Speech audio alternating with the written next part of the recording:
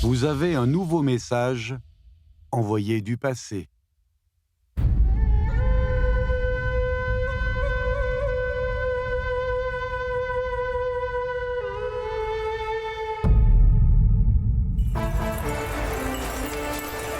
Lors du 11e mois lunaire de l'an 635, une mission des Sogdiens d'Asie centrale arrive à Chang'an, la capitale de l'Empire Tang. Ils offrirent une pêche dorée de la taille d'un œuf d'oie à l'empereur Taizong de la dynastie Tang.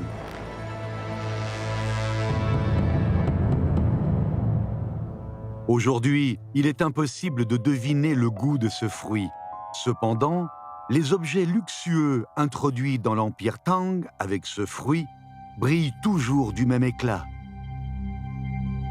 Cette corne à boire à tête d'animal est faite en agate incrustée d'or. Dans les documents historiques chinois, l'agate est décrite comme un trésor précieux provenant de l'étranger. À partir d'un bloc d'agate de grande dimension, extrêmement rare, on a sculpté une corne à boire, une véritable merveille. La teinte dominante est le rouge cramoisi. Ses veines de pierre jaune et blanche font penser aux rayures d'un animal. Une tête d'animal a été sculptée sur la petite extrémité avec un capuchon d'or démontable fixé au niveau du museau. Selon les experts, ce type de service à boire sous forme de corne avec une tête d'animal correspond au riton en Occident. Les ritons datent de l'époque de l'Empire assyrien en Mésopotamie et des Achéménides de Perse. Dans la croyance grecque en Bacchus, le riton est un objet sacré et son utilisation permet d'éviter les intoxications. En élevant le riton rempli, le vin est versé en filet à travers la petite ouverture. En vidant la corne d'une seule traite, on rendait hommage au dieu du vin. Selon certains, la corne à boire en agate avec tête d'animal aurait été amenée dans les plaines centrales par la caravane sogdienne.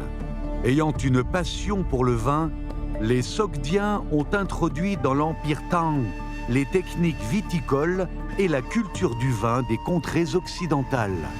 On retrouve souvent ces récipients à boire en forme de corne à tête d'animal dans les scènes de banquets des Sogdiens gravés sur leurs cercueils de pierre.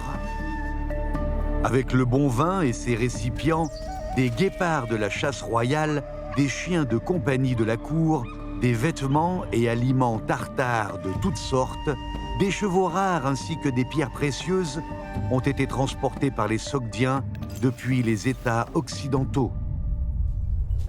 Du 6e au 9e siècle après Jésus-Christ, des trésors, des oiseaux et bêtes rares, ainsi que des bijoux de toute l'Asie, sont apportés les uns après les autres sur les terres de l'Empire Tang par voie terrestre et maritime.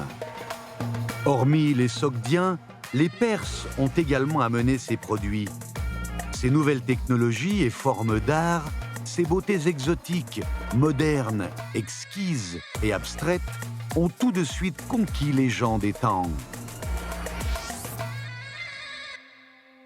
La corne à boire en agate incrustée d'or avec tête d'animal a été déterrée le 5 octobre 1970 dans le village de Hejatsun à Xi'an, dans la province du Shanxi. Au total, plus de 1000 objets anciens ont été déterrés. Ils forment ensemble le célèbre trésor du village de Hejatsun. Des pétales et des fleurs filigranées, des oiseaux divins déployant leurs ailes, un cheval dansant, les décorations exquises, l'art consommé, l'or brillant comme le soleil, l'argent clair comme la lune, ainsi que les produits empreints d'exotisme reflètent l'époque la plus éblouissante de l'histoire chinoise. À travers cette corne à boire, le puissant empire Tang dégage un charme qui ne peut être reproduit, en s'épanouissant avec éclat et fierté.